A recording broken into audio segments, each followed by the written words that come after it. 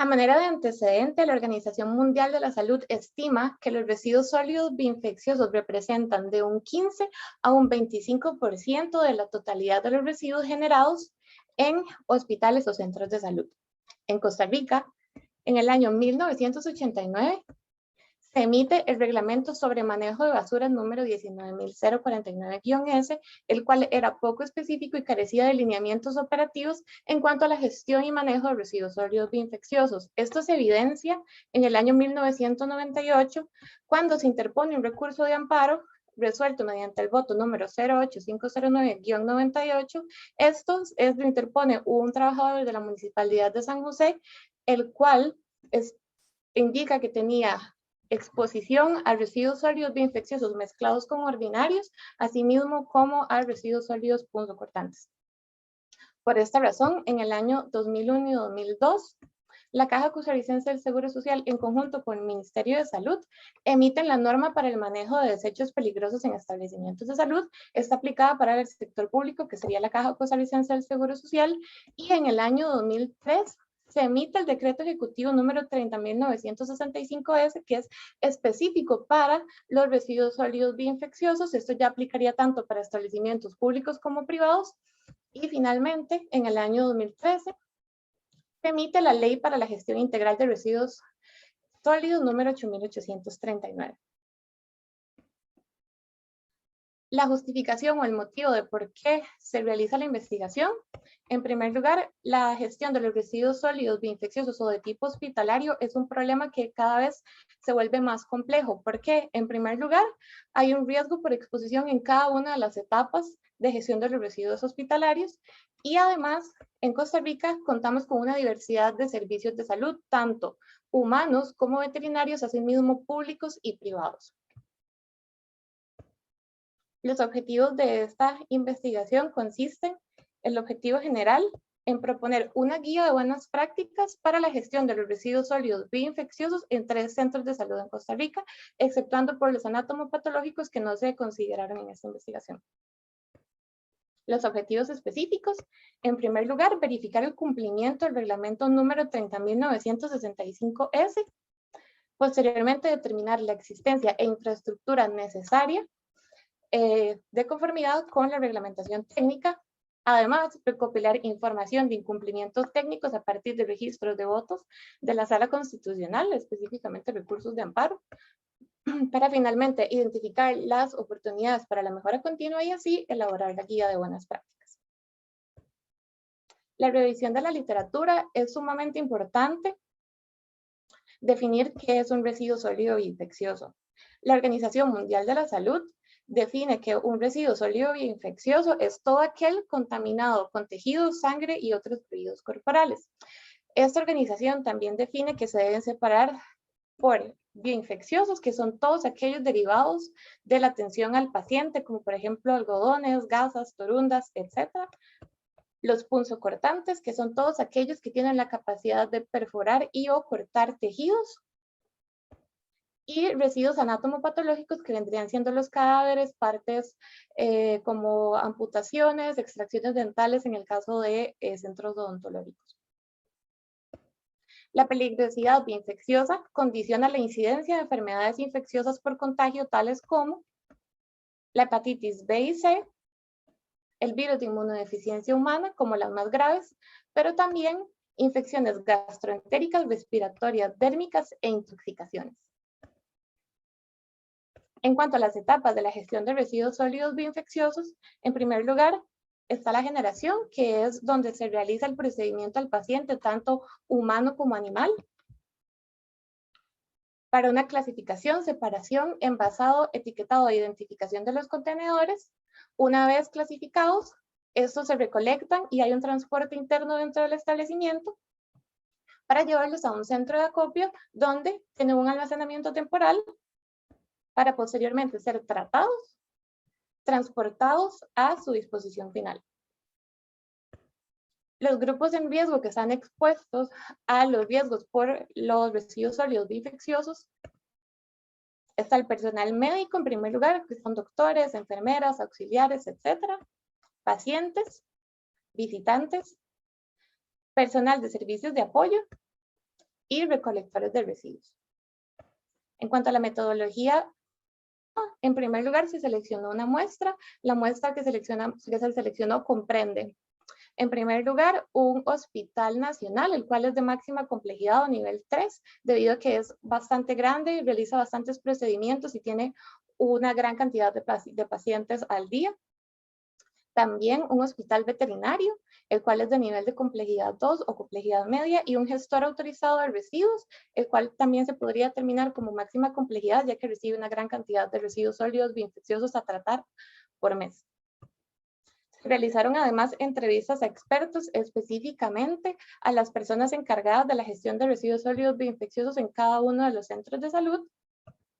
Se hizo una revisión de la literatura que comprendía tanto lineamientos nacionales como reglamentos, normas y decretos, asimismo como lineamientos internacionales, específicamente los de la Organización Mundial de la Salud, y también se investigó un poco acerca de la gestión de residuos sólidos bioinfecciosos a nivel internacional mediante algunas investigaciones.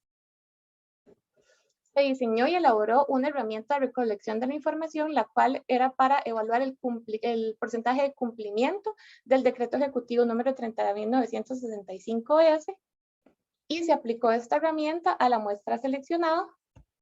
En adición a esto, se recopiló información de recursos de amparo interpuestos ante la Sala Constitucional relacionados con la gestión de residuos sólidos bioinfecciosos para así diseñar y elaborar una guía de buenas prácticas con acciones estratégicas para la mejora continua. La herramienta de recolección de datos y estimación de porcentaje de cumplimiento, ese es un ejemplo en el cual se puede observar que cada uno de los indicadores es un artículo del reglamento y se utilizó una escala binomial de sí o no, y en caso de que esta variable no aplicara, se eliminaba del análisis de cumplimiento.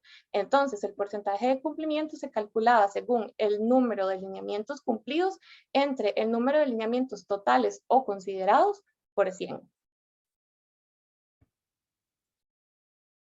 Resultados. Para el primer objetivo tenemos la verificación del cumplimiento del decreto ejecutivo 30.965-S. En el cuadro 1 se puede observar los porcentajes de cumplimiento según los establecimientos de salud evaluados. Para la etapa de clasificación, separación, envasado, etiquetado e identificación, el Hospital Nacional cuenta con un 75% de cumplimiento, el veterinario con un 67% y el gestor autorizado de residuos, al no ser un centro de salud y no generar residuos sólidos bioinfecciosos, es un descriptor no aplicable, asimismo para la recolección y transporte interno. En esta etapa vemos un aspecto crítico, ya que el Hospital Nacional cuenta con un 50% de cumplimiento y el Hospital Veterinario con un 13% al momento de la visita. Para el almacenamiento de los residuos sólidos bioinfecciosos, el Hospital Nacional cuenta con un 85% de cumplimiento, el veterinario con un 42% y el gestor autorizado con un 91%. La recolección y transporte externo de los residuos bioinfecciosos, el Hospital Nacional cuenta con un 80% de cumplimiento, el Hospital Veterinario con un 0%, y esto lo veremos más adelante, y el gestor autorizado de residuos con un 100%. Para las etapas de tratamiento de los residuos bioinfecciosos y la disposición final, tanto el Hospital Nacional como el gestor autorizado cuentan con un 100% de cumplimiento, y en el caso del Hospital Veterinario este no aplica, ya que ellos contratan un gestor autorizado de residuos sólidos bioinfecciosos que realiza estas etapas. Algunos hallazgos encontrados durante las entrevistas y recorridos por los centros de salud según la etapa de residuos sólidos bioinfecciosos, tenemos en primer lugar la clasificación, separación, envasado, etiquetado e identificación en el lugar de origen de los residuos bioinfecciosos. En el Hospital Nacional se asistió a una de las capacitaciones que recibe el personal. En esta capacitación mencionaron que han tenido algunos incidentes como presencia de residuos punzocortantes en el área de lavandería que va envuelta como en sábanas o algunos objetos que tienen que lavar.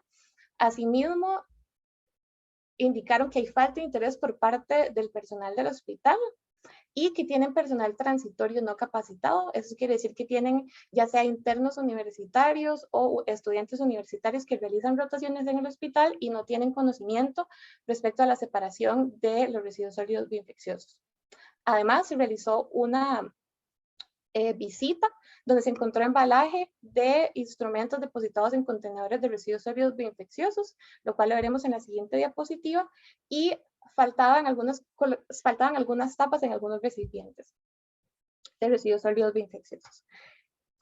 En el hospital veterinario, al igual que en el Hospital Nacional, había falta de interés por parte del personal médico y tenían múltiples contenedores de residuos sólidos bioinfecciosos en las camillas. Sin embargo, no tenían contenedores de residuos sólidos ordinarios. Esto se pudo verificar al momento de la visita. Además, comentan que tienen una alta inversión en contenedores y bolsas para residuos sólidos bioinfecciosos. Es muy importante destacar que la gestión de los residuos sólidos bioinfecciosos es más costosa que la de residuos sólidos ordinarios. Puede llegar a ser 10 veces más costosa, por lo cual esto sería un costo no previsto a la hora de gestionar los residuos sólidos bioinfecciosos. Otro punto muy importante es que el hospital veterinario no realiza capacitaciones. En cuanto al gestor autorizado, no realiza esta etapa. Sin embargo, sí han encontrado presencia de algunos residuos atípicos como motores de automóviles y objetos punzocortantes. En la figura 1 se observa un contenedor para residuos punzocortantes que, a pesar de sí tener el alimento para separar las agujas de las jeringas, como se puede observar acá, no cuenta con la tapa debidamente colocada, y lo que la legislación estipula es que esto lo que pretende es que no haya una manipulación y prevenir punciones, y además promover una separación segura. En la figura 2 se observa material de empaque de instrumentos, como por ejemplo bolsas, blisters de pastillas. Esto fue en un laboratorio clínico y se observó que no tenían contenedores para residuos sólidos ordinarios. En la figura 3, el contenedor de residuos bioinfecciosos está colocado sin tapa. Eso era en un área de almacenamiento temporal. Y en la figura 4 había un contenedor de residuos sólidos bioinfecciosos que rebasaba su capacidad. La legislación estipula que no debe sobrepasar 2/3 partes de su capacidad o el 80%. Para la recolección y transporte interno de los residuos bioinfecciosos, se observó que el Hospital Nacional sí cuenta con un horario diferenciado para el transporte de estos residuos y que cuentan con un ascensor exclusivo para los residuos sólidos peligrosos. Sin embargo, este solo recibe desinfección diaria 3 veces al día, y el reglamento estipula que debe ser cada vez que se transportan residuos sólidos bioinfecciosos al centro de almacenamiento temporal. Además, se encontraron contenedores de transporte sin tapa, y a pesar de que los funcionarios sí cuentan con equipo de protección personal, no estaba colocado de manera correcta. El hospital veterinario no cuenta con carritos manuales para el transporte interno de los residuos, y estos son llevados de manera manual por asistentes de cada consultorio y laboratorio. Y a pesar de que sí cuentan con equipo de protección personal, no lo colocan de la manera establecida según la legislación nacional. Importante destacar acá que el equipo de protección personal es una medida preventiva ante los riesgos asociados a la gestión de residuos sólidos bioinfecciosos, especialmente por el contagio de enfermedades como VIH, hepatitis B y hepatitis C. En el caso del gestor autorizado, no aplica esta etapa. En la figura 5 se observa un carrito de transporte interno, el cual no cuenta con su tapa debidamente colocada. Para el almacenamiento de los residuos sólidos bioinfecciosos, el Hospital Nacional se encontraron contenedores a máxima capacidad, y como mencioné anteriormente, deberían estar a sus 2/3 partes, y no contaban con un extintor tipo ABC. Para el hospital veterinario, este excedía el periodo de almacenamiento según la legislación. Ellos, al ser de nivel 2, el periodo máximo es de 48 horas, e indican que pues realmente los almacenan según la capacidad del centro de acopio y no de acuerdo a la legislación. Además, no se realiza una limpieza y desinfección diaria, y no cuentan con servicio sanitario, ducha y pileta. Además, tampoco cuentan con extintor tipo ABC, igual que el gestor autorizado. En la figura 6 se observa el centro de acopio del hospital veterinario, donde podemos observar que no se realiza desinfección diaria y tampoco limpieza. En la etapa de recolección y transporte externo de los residuos bioinfecciosos, el Hospital Nacional cuenta con un gestor privado, ya que la municipalidad correspondiente no realiza el servicio. Son dispuestos en un relleno sanitario entre la gran área metropolitana, y la recolección se realiza todos los días, ya que es un nivel de complejidad 3. El hospital veterinario son recolectados mediante un gestor autorizado de residuos sólidos bioinfecciosos y el gestor autorizado le brinda tratamiento a 150 establecimientos públicos y 8,000 privados y recibe 3 visitas anuales por parte del Ministerio de Salud. Importante destacar que ni el Hospital Nacional ni el veterinario reciben visitas por parte del Ministerio de Salud de manera anual. Y otro aspecto importante es que al hospital veterinario se le asignó un porcentaje de cumplimiento de 0 en esta etapa, debido a que a pesar de que ellos contratan un gestor autorizado, no cuentan con protocolos de vigilancia de que se mantenga la integridad de la separación, que la masa de residuos recolectada sea la misma a la tratada y que corresponda con lo reportado del gestor, y además no supervisan medidas de prevención de riesgos por exposición. Por esta razón se les asignó un 0% de cumplimiento.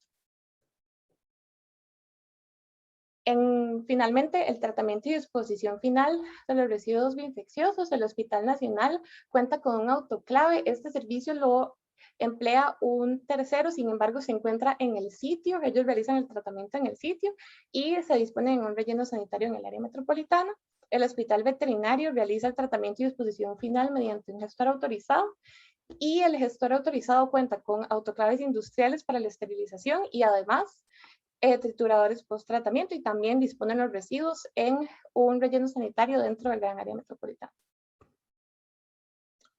Los indicadores técnicos, económicos y laborales encontrados durante la investigación relacionados con la gestión de los residuos sólidos bioinfecciosos. En cuanto al equipo de tratamiento, tanto el Hospital Nacional, el veterinario y el gestor autorizado utilizaban autoclave como sistema de tratamiento. La legislación nacional solo permite sistemas físicos o químicos, en este caso el autoclave sería físico. Solamente el Hospital Nacional y el gestor autorizado de residuos peligrosos cuentan con criterios de selección de tratamiento. El Hospital Veterinario solamente tiene de criterio que el gestor autorizado cumpla con los permisos del Ministerio de Salud. En cuanto al costo del kilogramo a tratar, el Hospital Nacional tiene un costo de $0.17 por kilogramo en el sitio.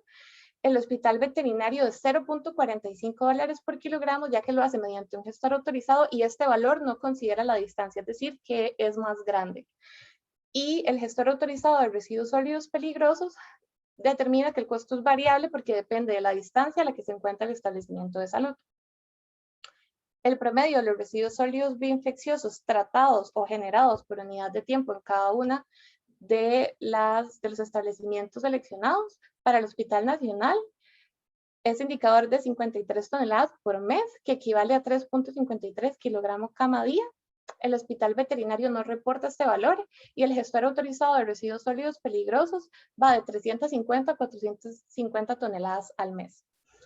Tanto el Hospital Nacional como el gestor autorizado de residuos peligrosos contaban con registros de accidentes durante el manejo de residuos bioinfecciosos, asimismo como capacitaciones a los colaboradores. El Hospital Veterinario no cuenta ni con las capacitaciones ni tampoco con los registros a accidentes.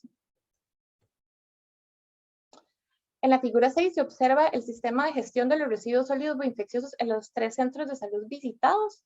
En primer lugar, es importante destacar que si es un residuo sólido ordinario, este nada más debería tener 6 etapas de gestión, a diferencia si es un residuo sólido bioinfeccioso y si se trata en el sitio, ya que las etapas de gestión comprenden 7, desde la separación en la fuente hasta su disposición final.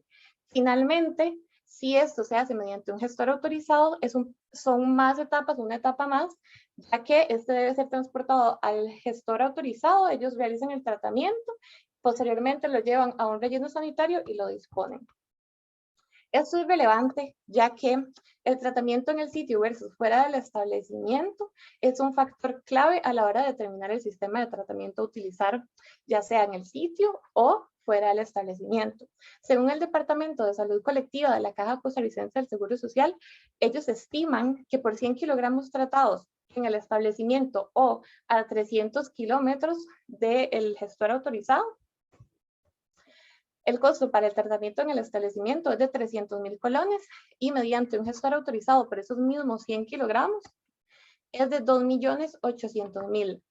Esto es un indicador de que la distancia es un factor clave en cuanto al costo de la gestión de los residuos sólidos bioinfecciosos. Además, se pretende mitigar la huella de carbono de cada establecimiento, por lo que una menor distancia equivale a un menor consumo de combustible y una menor emisión de dióxido de carbono. Otro aspecto importante con los indicadores anteriormente mencionados es que pues hay que tomar en consideración que un costo por evento ocupacional, es decir, una punción o contacto con residuos sólidos bioinfecciosos, cuesta alrededor de $113 por evento y es variable dependiendo de cada país. Es decir, que puede ir desde los $113 hasta los $400 según la unidad de infecciones asociadas a la atención de la salud del Hospital Militar de Santiago de Chile. Eso se estimó en el año 2017.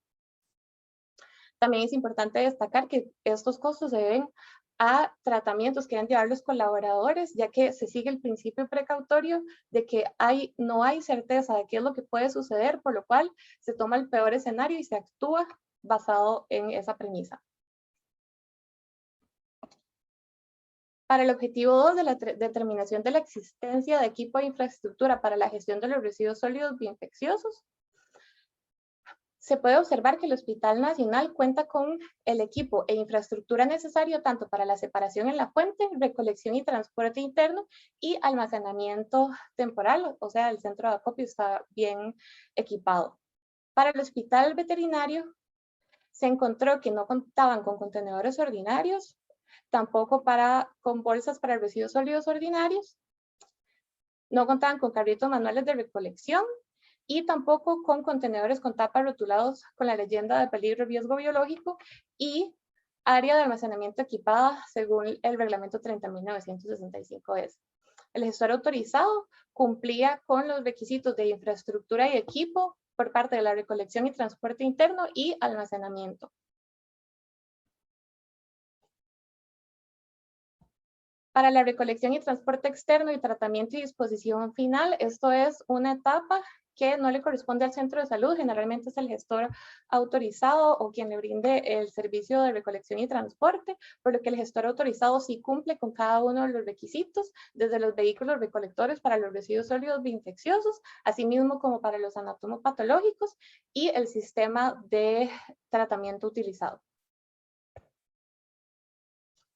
En cuanto a la jurisprudencia relacionada con el cumplimiento de la legislación vigente para la gestión de los residuos sólidos bioinfecciosos en Costa Rica en el periodo 2007-2019, en el gráfico 1 se observa el número de recursos de amparo según el año, desde el 2007 hasta el 2019, y es importante destacar que es 4 años después de que se emite el reglamento 30.965-S para los residuos bioinfecciosos. Se puede observar que el año 2008, 2011 y 2012 y 2013 son los años en donde más se emitieron recursos de amparo, y se ve que el año 2013 decrece mucho la cantidad de recursos de amparo interpuestos. Esto se debe ya que a partir de la emisión del reglamento 8.839, que es la ley para la gestión integral de residuos sólidos, hay un proceso de aprendizaje, así mismo como un incremento del conocimiento de la legislación y una exigencia por cumplirla. También importante destacar que 5 de los recursos de amparo encontrados tienen relación a la Caja Costarricense del Seguro Social, 2 a gobiernos locales o municipalidades, 3 a rellenos sanitarios y 2 a impactos de agua, de cuerpos de agua. En el gráfico 2 se observan los recursos de amparo interpuestos ante la Sala Constitucional según la etapa de gestión, siendo la disposición final donde más se encontraron incumplimientos o inconsistencias, seguidamente por el almacenamiento y tratamiento, luego el transporte externo y por último el transporte interno.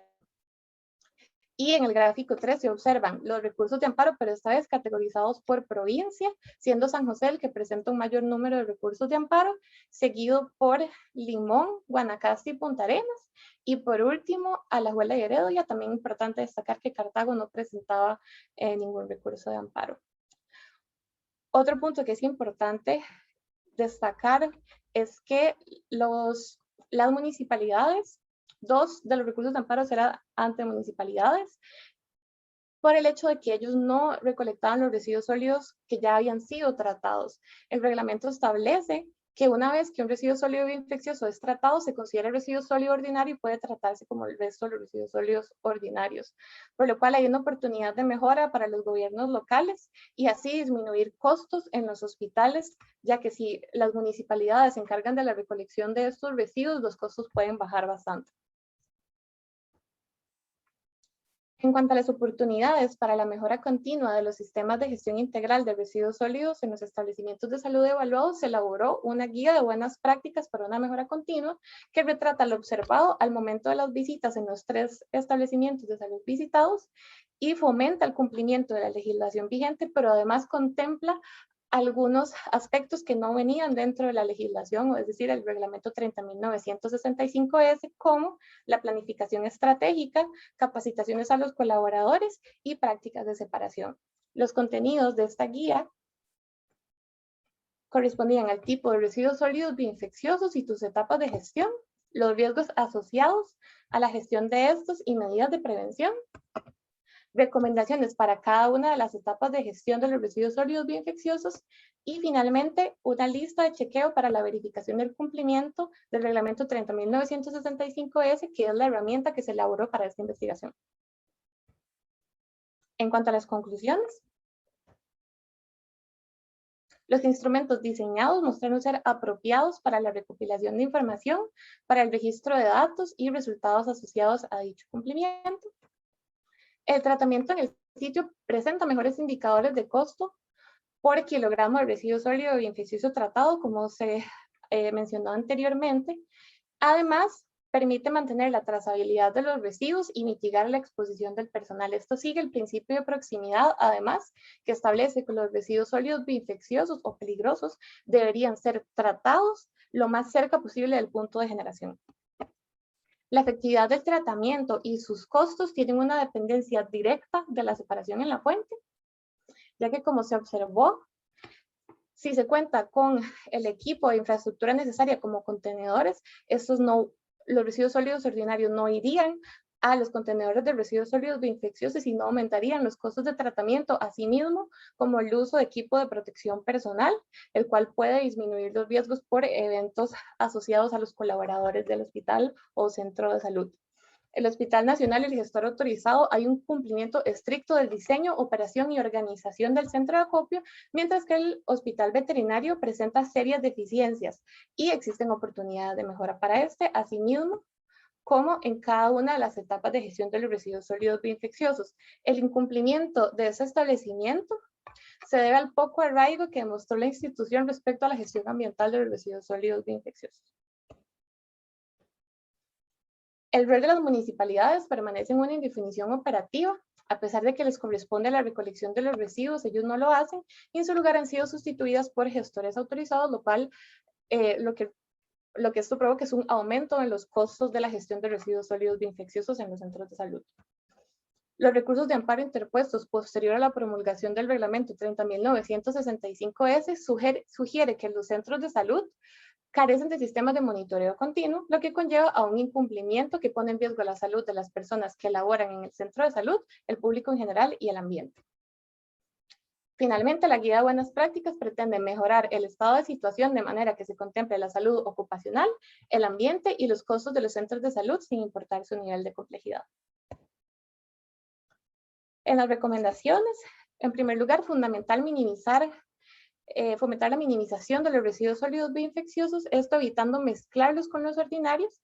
Para esto, se pueden realizar capacitaciones cortas y periódicas dirigidas a cada departamento según las funciones dentro de la gestión de los residuos sólidos bioinfecciosos de los colaboradores. Además, para el programa de internado se recomienda realizar una o varias capacitaciones intensivas enfatizando los protocolos internos para cada etapa, principalmente en la generación y en la separación. Además, implementar infografías en los carritos o estaciones de separación que guíe al personal de salud en cómo realizar la separación de manera adecuada según la legislación vigente. Cada unidad debe contar con contenedores, bolsas, carritos e insumos necesarios para que la gestión de residuos sólidos bioinfecciosos sea óptima. También se debe realizar un monitoreo periódico del uso de equipo de protección personal para asegurar que se utiliza de manera correcta y así minimizar los riesgos asociados.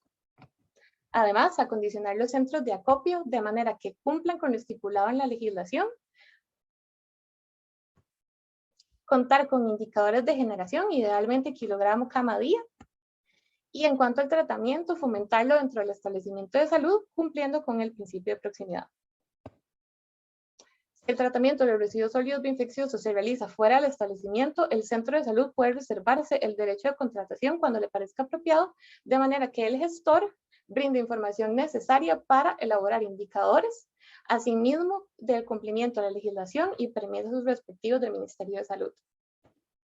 Por último, realizar auditorías internas, ya sea el Departamento de Gestión Ambiental del Centro de Salud o un comité interdisciplinario responsable de esta labor para que se evalúen todas las etapas de gestión de los residuos sólidos bioinfecciosos y además minimizar riesgos para el personal de salud, pacientes, el ambiente y disminuyendo los costos asociados a la gestión de residuos sólidos bioinfecciosos. Muchas gracias. Muchísimas gracias, Abigail. Vamos a dar entonces inicio al periodo de preguntas. Voy a iniciar con el director de la Escuela de Química, el máster Ricardo Coy. Buenos días, muchas gracias por la presentación. Yo tengo solo un par de dudas que me quedaron. Y una vez le digo, no necesariamente están directamente relacionados con su investigación, pero sí están dentro del tema. La primera, las mascarillas que usa uno, desechables, es un residuo, al fin de cuentas es un residuo bioinfeccioso. Sí, porque está en contacto con fluidos humanos. Lo que pasa es que, bueno, pues partiendo de esa premisa, muchos de los residuos que se generan en nuestros hogares son residuos bioinfecciosos, como por ejemplo el papel higiénico, las toallas sanitarias, todos esos son residuos sólidos bioinfecciosos. Lo que sucede es que en los hospitales estos se tratan con mayor cuidado, ya que ellos sí tienen personas infectadas con alguna enfermedad, por lo cual técnicamente sí serían residuos sólidos bioinfecciosos. Ok. Luego, cuando ustedes trabajaron con estos residuos, ¿consideraron el hecho de que de repente podían tener residuos radioactivos dentro de la muestra que manejaban? Bueno, pues los residuos radioactivos, todos los centros de salud sí tienen residuos radioactivos, pero esos no se consideraron en la investigación. No, están aparte, o sea, no están mezclados. De repente una venda, algo que venga con qué sé yo, yodo radioactivo que se utiliza. Eso tiene eso tiene un proceso de gestión distinto. No se trata con los residuos sólidos infecciosos. Y finalmente, una curiosidad que no me puedo ir sin sacarla, ¿cómo terminó un motor en residuos bioinfecciosos mezclados? Y después, ¿qué hicieron con el motor? Bueno, de hecho, eso fue un problema porque lo que sucedió fue que, bueno, las bolsas, según el reglamento, no deben pesar más de 8 a 10 kilos. Estas bolsas llegaron al gestor de residuos autorizado y una de las personas que bajó la bolsa fue el que se dio cuenta al ver el peso que tenía esa bolsa y ellos no saben en realidad cómo llegó. Es una de las prácticas más importantes. De hecho, es una de las etapas más importantes a considerar en cuanto a la gestión de residuos bioinfecciosos, porque hay muchas cosas que no son residuos bioinfecciosos y terminan en bolsas de residuos sólidos bioinfecciosos. Ellos desconocen el por qué un motor llegó a sus manos como residuo sólido bioinfeccioso. Ok, eso sería todo. Muchas gracias. Muchísimas gracias, Ricardo. Voy a darle la palabra a la coordinadora de la carrera de Ingeniería Ambiental, la máster Ana Lorena Arias. Gracias, Diana. Muchas felicidades a Abigail porque ya está de salida. Tengo dos preguntas. Una asociada a la metodología. Esto porque como es una tesis llevada a cabo en tiempos de pandemia y además en hospitales, ¿cómo hizo con las visitas de campo o cómo hizo con la obtención de la información? Eso lo realicé en el año 2019, previo a la pandemia, por dicho. Originalmente la muestra era más grande, Eran 8 centros de salud al principio, sin embargo, por la pandemia se tuvo que cambiar la muestra. Ah, ok. Ya eso lo explica.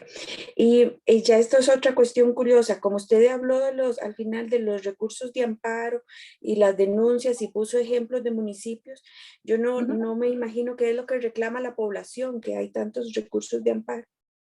Hay muchísimos y hay, o sea, ¿Y contra quién es? Muchos son contra el mismo establecimiento de salud. Hay recursos de amparo que son por parte del personal médico que trabaja en los establecimientos de salud con el incumplimiento en cuanto al tratamiento y el almacenamiento. También hay muchos que ya sí es por parte de la población que llegaban bolsas con residuos sólidos bioinfecciosos a cauces del río y también a botaderos no controlados. Realmente había una gran diversidad de recursos de amparo y había de todo tipo. Los que yo tomé en cuenta fueron los que fueron declarados con lugar, es decir, que se evidenció que efectivamente había un incumplimiento de la legislación. Ah, ok. Muchas gracias, Abigail. Felicidades. Muchas gracias a usted, profe. Gracias. Muchas gracias, Ana. Voy a darle la palabra a una de las lectoras de la tesis, la doctora Liliana Barca. Bueno, muchísimas gracias, Abigail. Felicitarte primero que todo. Estás cumpliendo un proyecto que amo, como vos lo sabes, y muchísimas gracias por haberlo trabajado tan concienzudamente, y la parte bioinfecciosa que en realidad cuando hemos hecho trabajos anteriores no nos hemos podido meter tan de lleno como lo hiciste vos. Así que muchísimas felicidades. Tenés que sentirte muy orgullosa de vos porque me siento muy orgullosa del trabajo que realizaste. Y bueno, yo en mi caso, lo que quería preguntarte es, esta información que vos lográs recopilar, ¿cómo la vas a trasladar al sector?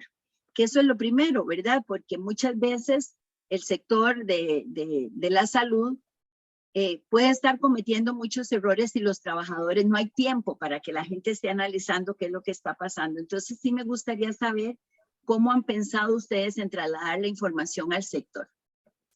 Claro. Bueno, en primer lugar, como esta investigación es en 3 centros de salud, pues solo podemos pues realmente llevar estos resultados a estos 3 establecimientos evaluados. Bueno, en la parte del hospital veterinario, que es uno de los que presentó mayor incumplimiento, yo tengo contacto con el director de la escuela y pues la idea es presentarles tal vez como las oportunidades de mejora que ellos tienen, tal vez no todo el trabajo, pero sí las oportunidades de mejora, asimismo como mostrarles la guía de buenas prácticas, la cual es bastante concisa. Y en cuanto al Hospital Nacional, también se tiene contacto con las personas responsables, entonces sería nada más presentarles los resultados y las oportunidades de mejora identificadas, ya que no se puede generalizar esto a otros centros de salud por el hecho de que no se realizaron las visitas pertinentes. Gracias. Entiendo que la guía de buenas prácticas que vos has escrito va dirigido específicamente a cada uno de los centros de salud. ¿Recomendarías vos que algún estudiante desarrollara un documento de buenas guías o de buenas prácticas para que todos los establecimientos de salud, los centros veterinarios, los gestores autorizados pudieran tenerlo como una lista de chequeo para que analicen, se autoauditen? Claro. De hecho, creo que en este tema hay muchísimas oportunidades para próximos trabajos de graduación, ya que esto fue apenas una pincelada de lo que abarca toda la gestión de los residuos sólidos bioinfecciosos. Entonces, sí, altamente recomendado. Nota tomada. Ojalá que lo pongas también en tu tesis de que eso es una de las recomendaciones tuyas, seguir con la investigación, pero más en términos de desarrollar buenas prácticas para los distintos centros de salud. Muchísimas gracias y felicidades. Gracias, profe. Muchísimas gracias, Liliana. Voy con la otra lectora de la tesis, la licenciada Rosana Cibaja, la cual es funcionaria de la Caja Costarricense del Seguro Social. Doña Rosana. Bueno, buenos días a todos y felicidades, Abigail. Existe un buen trabajo. Me acuerdo la primera vez que llegó a hacernos las entrevistas a la oficina. Creo que plasmó muy bien todas las cosas pues, que hablamos ahí. El espíritu de la tesis está muy bien enfocado, está muy completa, está excelente. Realmente pues no tengo preguntas, más bien tengo respuestas para un montón de cosas que hicieron ahí preguntas. Por ejemplo, los desechos radioactivos se tratan diferentes, solo hay 3 hospitales que tienen medicina nuclear, que tienen centros de decaimiento para los desechos radioactivos. Para el director de la escuela, para que sepa, son 3, el Calderón, el México y el San Juan tienen centros de decaimiento. Por lo demás, todo lo que presentaste está excelente, muy bien enfocado, encaminado como se lleva aquí en la caja, y los demás, pues no sé, mi trabajo es la caja, y sé que, bueno, el trabajo que hiciste con nosotros fue excelente y te felicito, no tengo ninguna observación, nada más felicitarte por lo que hiciste. Muchísimas gracias, doña Roxana. Muchas gracias, doña Roxana. Yo quería preguntarte sobre la mezcla, bueno, digamos, otro personal que también hay en estos establecimientos, pues es el público en general, ¿cierto? Los acompañantes de los enfermos. Entonces, ¿qué tanto acceso y qué tanta contaminación cruzada, que es esa presencia de residuos ordinarios en los recipientes de los residuos bioinfecciosos? Y digamos, ¿cómo evitarías que lleguen esos residuos también para bajar pues el indicador por cama? Ok, bueno, es supremamente importante, bueno, que en realidad el centro de salud debería estar diseñado para que realmente los visitantes no tengan acceso a los residuos sólidos bioinfecciosos o contacto. Entonces, por ejemplo, para eso es que se estipula que cuando hay una recolección de residuos sólidos bioinfecciosos, debe existir una ruta que se aleje tal vez como de cuando hay mucho tránsito en el hospital, es decir, cuando las horas pico del hospital, cuando hay muchos visitantes y pacientes, que se evite que sea en esas horas, además de que el centro de acopio también está alejado de todas estas zonas como de reunión. Entonces, bueno, eso es una cosa que la legislación lo que establece es que esto se debe realizar de manera que haya el menor acceso posible a residuos sólidos bioinfecciosos debido a su peligrosidad. Y en cuanto al bajar la cantidad de residuos sólidos bioinfecciosos por cama, esto específicamente realmente le toca al personal como médico, enfermeras, que son los encargados de realizar la separación, ya que uno como visitante paciente muy difícilmente va a tener que separar un residuo sólido bioinfeccioso, tal vez el algodoncito que se le coloca cuando uno le sacan sangre, pero fuera de ahí no debería haber por qué pues generar un residuo sólido bioinfeccioso y tener que separarlo. Entonces creo que eso ya es más responsabilidad del centro de salud que de los visitantes. Ok, muchísimas gracias, Avi. Voy a darle la palabra al tutor de la tesis, el máster Carlos Calleja.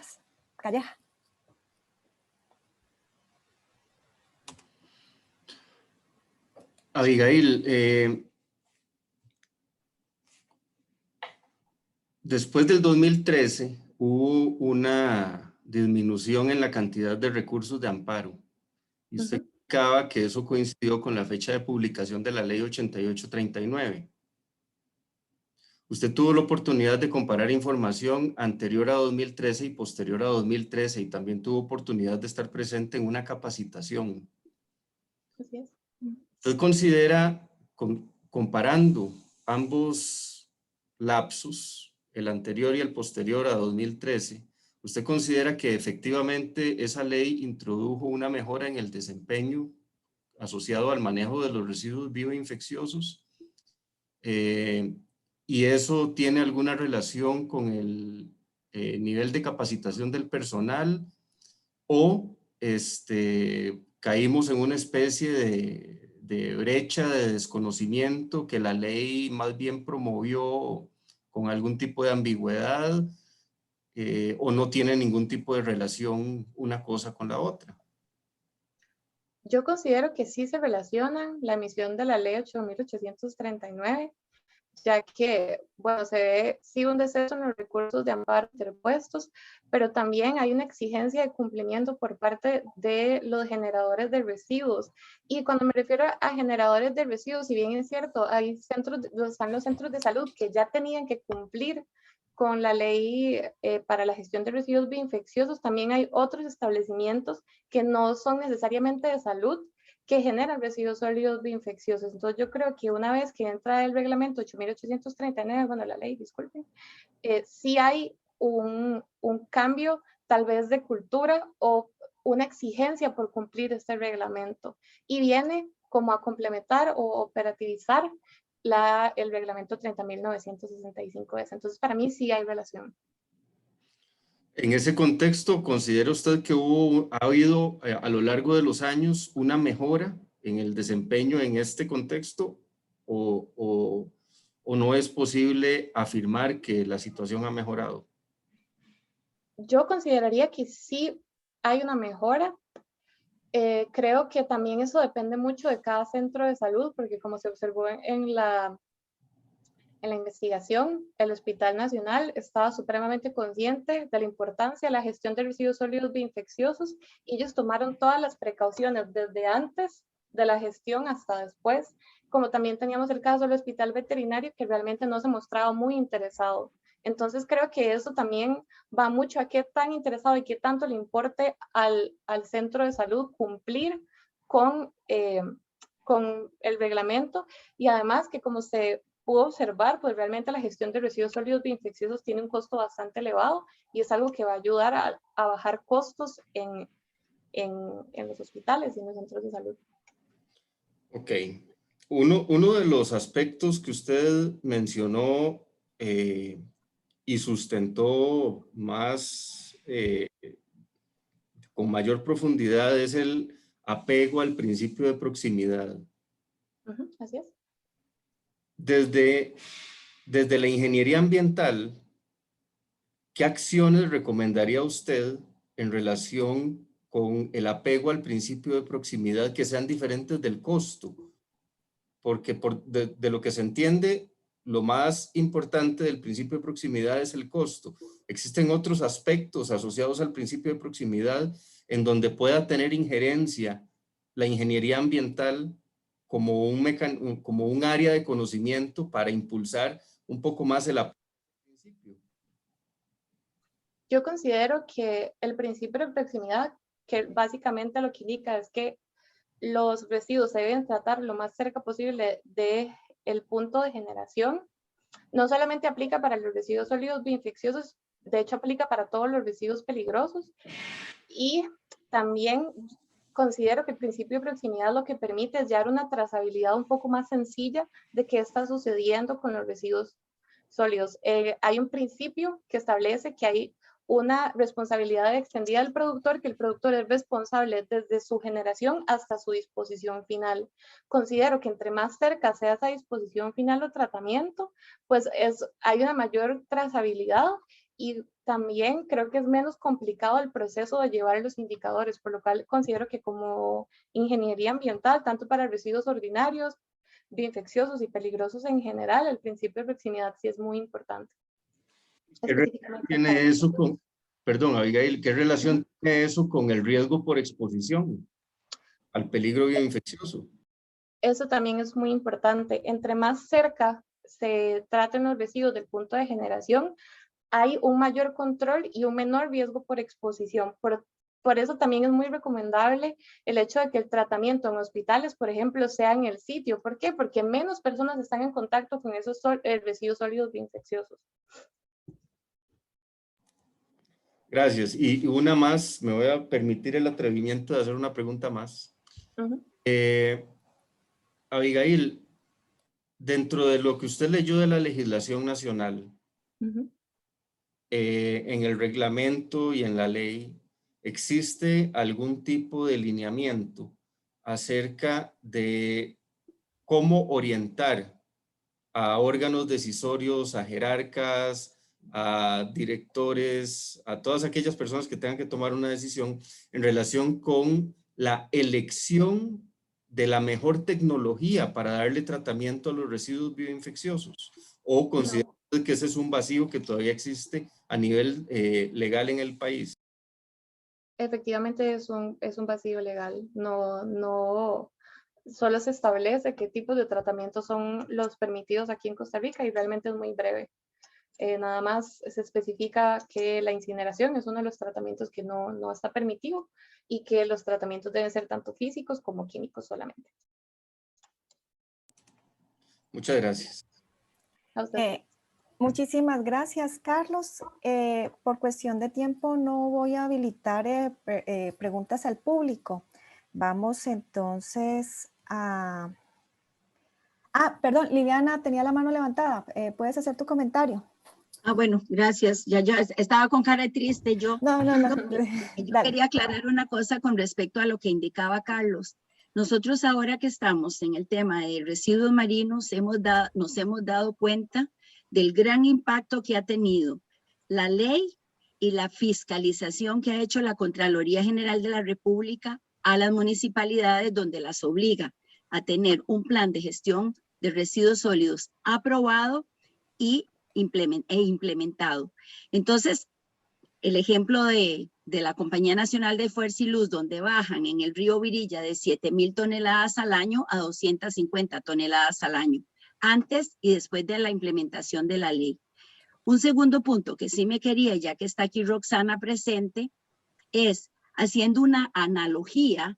A mí me parece que le corresponde a la Caja Costarricense del Seguro Social implementar u obligar a esos hospitales a que implementen, valga la redundancia, acciones para mejorar su gestión de residuos hospitalarios. Entonces es la ley del garrote y de la zanahoria. Entonces, definitivamente el garrote vemos que ha funcionado y debería de funcionar también a nivel hospitalario. Gracias por darme el chance. Muchísimas gracias, Liliana. Bueno, los demás pueden quedarse en